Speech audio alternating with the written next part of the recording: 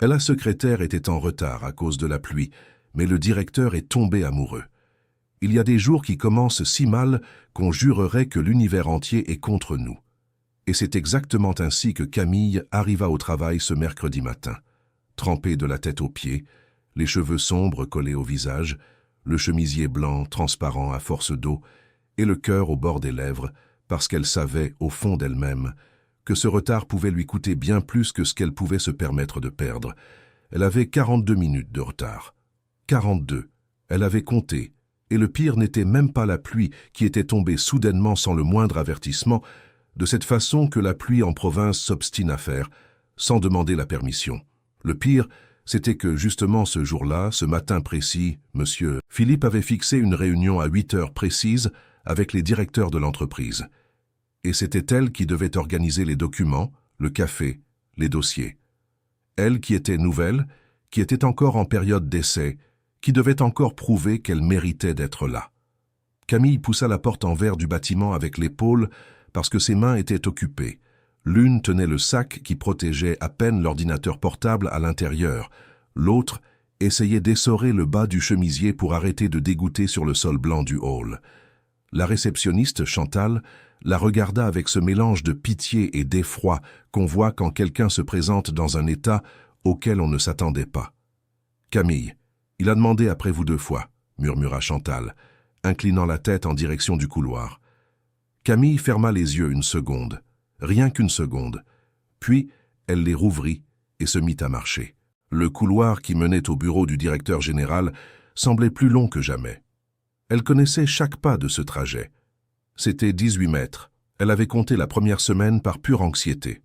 Elle passait devant la salle de réunion à gauche, devant la photocopieuse qui avait toujours un papier coincé, devant le bureau de Madame Françoise, l'assistante administrative la plus ancienne de l'entreprise, retraitée de droit mais qui continuait à venir 3 fois par semaine, parce que, selon ses propres dires, elle ne savait pas quoi faire d'elle-même à la maison.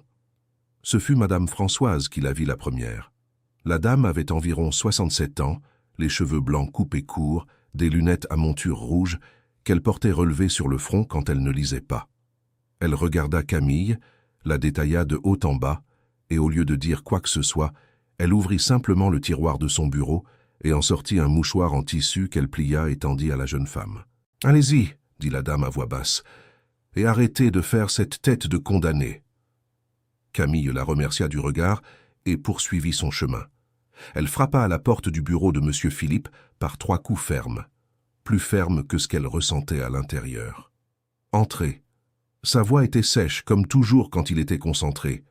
Philippe avait 31 ans, mais il occupait le poste de directeur général comme s'il en avait le double. Nouveau dans la fonction, mais pas inexpérimenté, non. Il était arrivé 6 mois plus tôt dans l'entreprise, amené par la direction avec la mission de réorganiser le secteur.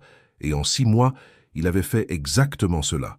Réorganiser, restructurer et licencier 2 employés qui ne fournissaient pas ce qu'ils devaient fournir. Camille était la 3e secrétaire qu'il avait eue sur cette période. Pas par sa faute, techniquement. La première avait démissionné pour s'occuper d'un enfant nouveau-né. La 2e avait décroché un emploi mieux rémunéré dans une autre ville. Elle était la 3e, et elle savait que M. Philippe commençait à perdre patience face à ce roulement de personnel. Elle ouvrit la porte. Il tournait le dos à l'entrée, regardant par la large fenêtre qui donnait sur la rue en contrebas. Quand il se retourna et la vit, il resta immobile pendant environ 3 secondes, qui semblèrent bien plus longues. Camille était complètement trempée. Ses cheveux sombres et longs dégoulinaient d'eau sur les épaules de son chemisier blanc, qui était devenu presque transparent à force de pluie. La jupe noire collée aux jambes, les chaussures qui faisaient un petit bruit d'eau à chaque pas. Mais elle le regardait avec ce sourire qui n'apparaissait que lorsque la situation était si embarrassante qu'il ne restait plus qu'à rire de soi-même. « Bonjour, Monsieur Philippe, » dit-elle, d'une voix qui essayait de sonner professionnelle et qui y parvenait presque. « Je m'excuse pour le retard.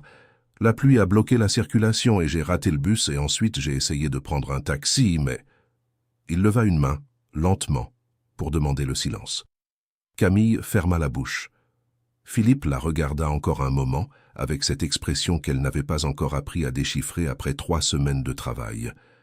Il posa la main sur son menton, le coude appuyé sur l'autre bras, et resta simplement ainsi, comme s'il pensait à quelque chose qui n'avait rien à voir avec le retard. « La réunion a été annulée, dit-il enfin. Camille cligna des yeux. « Comment ?»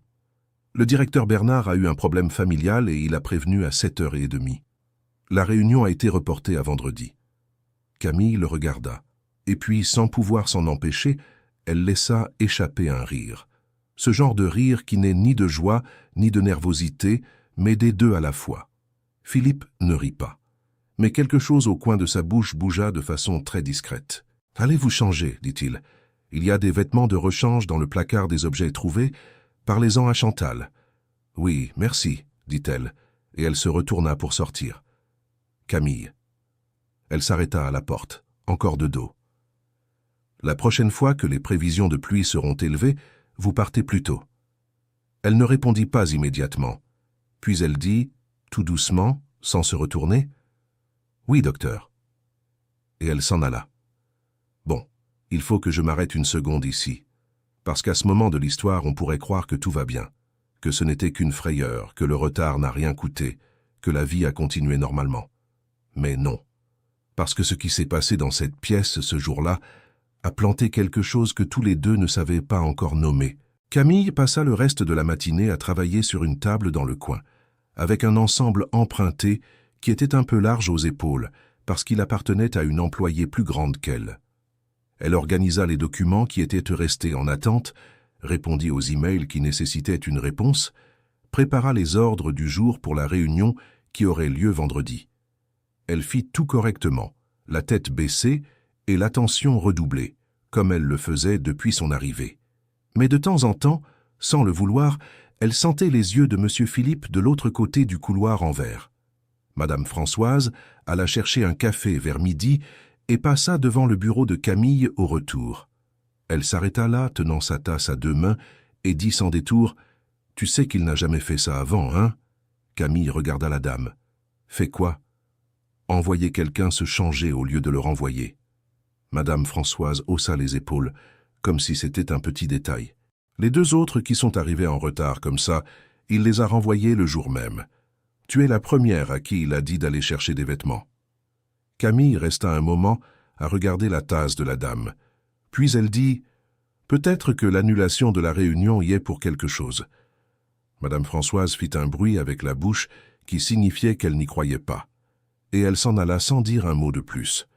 Cher auditeur, si vous appréciez l'histoire, n'hésitez pas à laisser un like et surtout à vous abonner à la chaîne.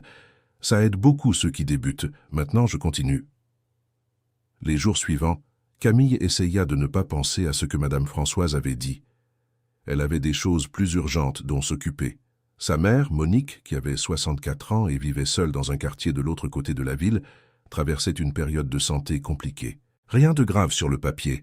Le médecin avait dit que c'était du stress accumulé, que le cœur avait besoin de soins et de repos. Mais Camille savait que sa mère n'avait jamais vraiment connu le repos dans sa vie et que convaincre Monique d'arrêter de travailler relevait de l'impossible, comme tenter de convaincre la pluie de cesser de tomber. Monique lavait le linge des autres depuis 40 ans. Elle avait élevé Camille et son frère aîné, Julien, toute seule, après que le père des enfants était parti trop tôt et sans vraiment dire au revoir. Elle n'avait jamais demandé l'aide de personne. Elle ne s'était jamais plainte à voix haute. C'était le genre de femme qui porte tout à l'intérieur jusqu'à ce que le corps commence à parler plus fort que la volonté. Camille avait justement décroché ce travail pour aider sa mère à lever le pied. L'idée était simple. Elle travaillerait, paierait la moitié des factures de la maison de Monique, et ainsi sa mère pourrait prendre moins de travail. C'était un plan sensé. Mais les plans sensés ont cette fâcheuse habitude de se heurter à la réalité en cours de route. Le jeudi après-midi, le téléphone de Camille vibra sous la table. C'était Julien. Elle jeta un coup d'œil au bureau de Philippe au fond de la pièce, vit qu'il était en communication, et répondit à son frère à voix basse. « Qu'est-ce qui se passe ?»« Camille, maman est tombée ce matin. Rien de grave, mais elle s'est cognée la tête.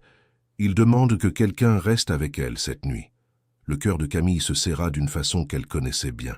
« Tu ne peux pas, toi ? Je suis dans une autre ville jusqu'à vendredi soir, tu le sais bien. » Elle resta silencieuse un instant, calculant. La réunion avec les directeurs avait lieu vendredi matin. Elle devait y être. mais jeudi soir, elle devait être auprès de sa mère. « Je viens, dit-elle. Tu lui dis que j'arrive à 8 heures. » Elle raccrocha et resta à regarder l'écran de son ordinateur sans rien voir. C'est alors qu'elle entendit des pas.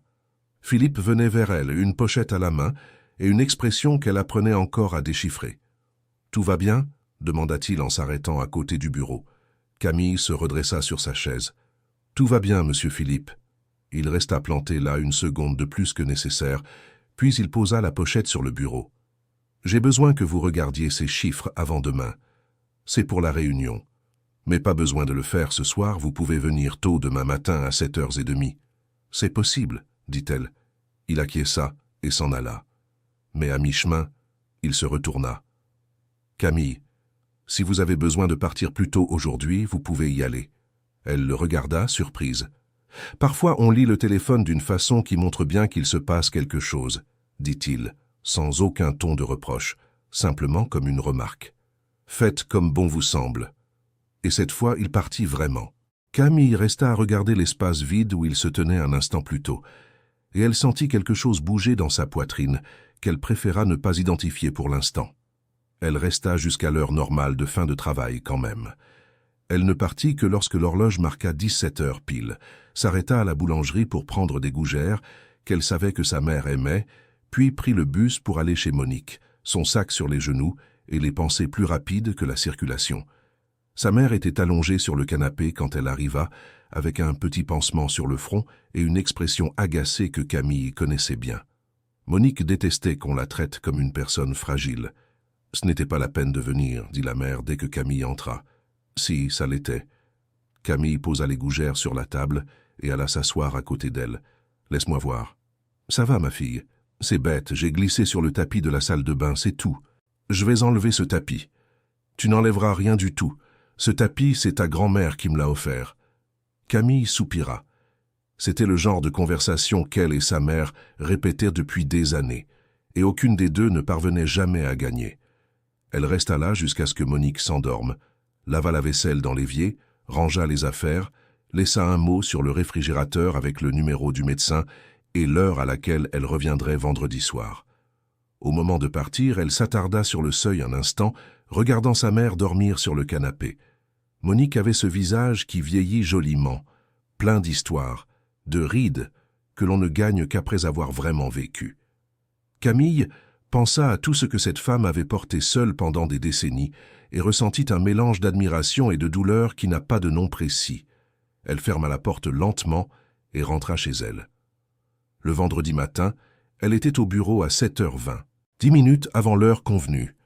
Philippe arriva à 7h35 et elle avait déjà le café prêt, les documents organisés selon l'ordre du jour et les dossiers alignés sur la table de la salle de réunion. Il entra, regarda tout cela, puis la regarda. « Tu as dormi ici ?» demanda-t-il, avec une pointe d'humour qu'elle n'attendait pas. « Je suis juste arrivée tôt, » dit-elle. « Chantal m'a dit que tu étais partie hier, pour t'occuper de ta mère. » Camille sentit ses joues s'échauffer légèrement. Non de honte, mais de quelque chose qu'elle ne savait pas bien identifier. « Elle va bien, rien de grave. » « Tant mieux. » Il prit l'un des dossiers, le feuilleta rapidement. « C'est très bien organisé. »« Merci, monsieur. » Il leva les yeux du papier et la regarda un instant. « Tu n'as pas besoin de m'appeler monsieur tout le temps. »« Philippe, c'est très bien. » Camille ne répondit pas immédiatement. Puis elle dit « Très bien, Philippe. » Et ce fut la première fois qu'elle dit son nom sans le titre. Cela semblait une petite chose. Et en même temps, on aurait dit qu'une frontière s'était déplacée de quelques centimètres sans prévenir. La réunion du vendredi se passa bien. Les directeurs repartirent satisfaits, les chiffres furent approuvés, et l'ambiance dans la salle, une fois tout le monde parti, était au soulagement. Philippe resta au bout de la table à regarder les papiers éparpillés, et Camille ramassait les tasses et les verres avec cette efficacité discrète qu'elle avait cultivée depuis l'enfance, apprise de sa mère, sans que personne ne le lui ait explicitement enseigné. Camille. Elle leva la tête. « Tu es bien ici, » dit-il. Et c'était la première fois qu'il disait cela d'une manière qui n'était pas une évaluation de travail. C'était autre chose. Elle sentit la différence. « Merci, » dit-elle, et elle se remit à ramasser les tasses. Mais son cœur battait autrement. Je ne sais pas vous, mais ce genre de moment, celui où quelqu'un dit une chose simple et où l'on sent que c'est bien plus que les mots, ça me touche toujours. Toujours. Ce qui suivit fut une semaine entière d'un jeu que ni l'un ni l'autre n'avait décidé de jouer. Camille arrivait, travaillait, repartait. Philippe arrivait, travaillait, repartait. Mais au milieu de tout cela, il y avait des regards qui duraient une seconde de plus, des conversations qui commençaient sur le travail et finissaient sur d'autres choses. Il y avait la manière qu'il avait de passer devant son bureau et de ralentir le pas sans s'arrêter. Madame Françoise observait tout avec cette attention de quelqu'un qui a assez vécu pour savoir ce qu'elle voit. Le mardi après-midi de la semaine suivante, elle appela Camille pour prendre un café dans le coin de la salle de pause, loin des autres. « Tu sais qu'il a une situation, pas vrai ?» dit la dame sans aucun préambule. Camille leva les yeux de sa tasse. « Quelle situation ?»« Une jeune femme, Valérie. Ils sont sortis ensemble 3 ans, ils ont rompu il y a 8 mois, mais elle apparaît encore ici de temps en temps. » Madame Françoise fit une pause. La direction connaît l'historique. C'est un sujet délicat. Camille resta silencieuse un moment. « Pourquoi vous me racontez ça ?» La dame la regarda par-dessus ses lunettes rouges. « Parce que j'ai vu la façon dont il t'a regardé à la réunion de vendredi, et parce que tu as l'air de quelqu'un qui se blesse en silence, comme ma plus jeune fille. » Elle but une gorgée de café. « Je ne te dis pas de faire quoi que ce soit. Je pense juste que l'information, c'est bon d'en avoir. » Camille quitta la salle de pause avec quelque chose de nouveau qui pesait sur sa poitrine. Pas de la jalousie, ce n'était pas ça. C'était ce genre de poids que l'on ressent quand on se rend compte qu'une situation est plus compliquée qu'elle n'en avait l'air, et que peut-être le mieux à faire est de reculer d'un pas avant toute chose. Ce même après-midi, Valérie apparut. Camille la vit avant toute chose. Une femme d'une 30aine d'années, bien habillée, les cheveux lisses et sombres, l'air de quelqu'un qui a l'habitude d'entrer dans un endroit et d'être remarqué. Elle traversa la réception comme si elle connaissait le chemin et se dirigea droit vers le bureau de Philippe. Camille resta à son bureau, les yeux sur l'écran, et ne regarda pas. Mais elle entendit. La porte du bureau de Philippe ne se ferma pas complètement, et bien que les voix fussent basses, de temps en temps une phrase parvenait jusqu'à elle. « Il faut que tu me répondes, Philippe. »« On en a déjà parlé, Valérie. Je n'accepte pas que ce soit comme ça. » Camille monta le volume de son casque et fit semblant de travailler. Parce qu'elle travaillait, mais pas tout à fait. 15 minutes plus tard, Valérie sortit du bureau le visage fermé et s'en alla sans regarder personne. Cher auditeur, si vous aimez l'histoire, profitez-en pour laisser un like et surtout abonnez-vous à la chaîne. Ça aide beaucoup ceux qui commencent. Maintenant, je continue. Philippe ne sortit pas du bureau pendant un bon moment après cela. Quand il apparut, il avait retiré sa veste, les manches de sa chemise retroussées jusqu'au coude, et il alla chercher un verre d'eau à la kitchenette, comme s'il avait besoin d'un prétexte pour sortir de l'endroit où il se trouvait. Camille était aussi dans la kitchenette, par hasard, en train de réchauffer une gamelle. Ils restèrent dans ce petit espace quelques secondes sans dire un mot. « Désolé pour le bruit tout à l'heure, » dit-il enfin. « Pas besoin de t'excuser. »« Je sais pas. » Il s'adossa au comptoir. « Parfois, on n'arrive pas à tout régler comme on le voudrait. » Camille sortit la gamelle du micro-ondes et se tourna vers lui, directe comme elle l'était quand elle n'avait pas l'énergie pour tourner autour du pot. « Tu veux en parler ou tu dis ça pour dire ?» Il la regarda et laissa échapper un rire bref, presque surpris. « Je crois que je dis ça pour dire, » dit-il. « Très bien alors. » Elle prit sa gamelle et s'apprêta à sortir. Sur le pas de la porte de la kitchenette, elle s'arrêta. « Philippe, tout le monde a un nœud qui met du temps à se défaire. Pas besoin de tout résoudre d'un coup. » Elle partit sans attendre de réponse. Vous savez, parfois, on dit la bonne chose sans même l'avoir prévue. Et c'est dans ces moments-là qu'on se rend compte qu'on portait cette phrase en soi depuis longtemps, sans savoir qu'on allait en avoir besoin. Dans les semaines qui suivirent, quelque chose changea entre eux, d'une manière qui n'avait été ni convenue ni annoncée. Philippe commença à s'approcher du bureau de Camille, non seulement pour traiter des questions de travail, mais pour demander comment s'était passé le week-end, si sa mère allait mieux, si elle avait vu l'orage qui avait éclaté mercredi. De petites choses. Mais quand on y prête attention, on sait qu'une petite chose n'est pas petite. Camille, de son côté, gardait une prudence qu'elle avait apprise depuis qu'elle avait écouté Madame Françoise. Elle aimait bien Philippe, elle ne pouvait pas se le nier, Mais il y avait une différence entre aimer quelqu'un et se lancer les yeux fermés. Elle avait sa mère dont s'occuper, son emploi à préserver, une vie entière construite sur des bases qu'elle ne pouvait pas laisser vaciller pour une chose dont elle ne savait pas encore ce que c'était. Ce fut un après-midi de pluie, encore une fois, que tout se résolut. Camille sortait du bâtiment quand la pluie commença, cette fois prévenue, parce qu'elle avait consulté les prévisions le matin, comme Philippe le lui avait demandé des semaines plus tôt. Elle avait son parapluie. Mais en ouvrant la porte en verre du hall et en voyant la violence de la pluie dehors, elle resta immobile une seconde, à calculer si elle devait courir jusqu'à l'arrêt de bus ou attendre un peu. D'où sort ce parapluie? Elle se retourna. Philippe était derrière elle, regardant lui aussi la pluie dehors, sa veste sur le bras. « De mon sac, » dit-elle. Cette fois, j'ai fait attention. Il regarda son parapluie, puis la pluie, puis elle. « Tu rentres chez toi? »« Oui. »« Moi aussi. Je peux te déposer? Le parking est juste à côté. » Camille hésita une seconde. Ce genre de doute qui ne porte pas sur ce qu'il offrait, mais sur ce que cela signifiait pour elle. « Tu peux, » dit-elle. Ils sortirent ensemble sous son parapluie, qui n'était pas assez grand pour deux, et tous deux arrivèrent à la voiture, les épaules légèrement mouillées.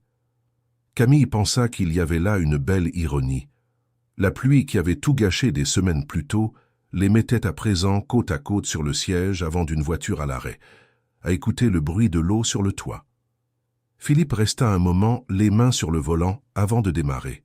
« Camille, » dit-il sans la regarder, « il faut que je te dise quelque chose qui est peut-être déplacé. » Elle garda le silence. « La situation que tu as vue ici il y a quelques semaines, avec Valérie. » Il respira profondément.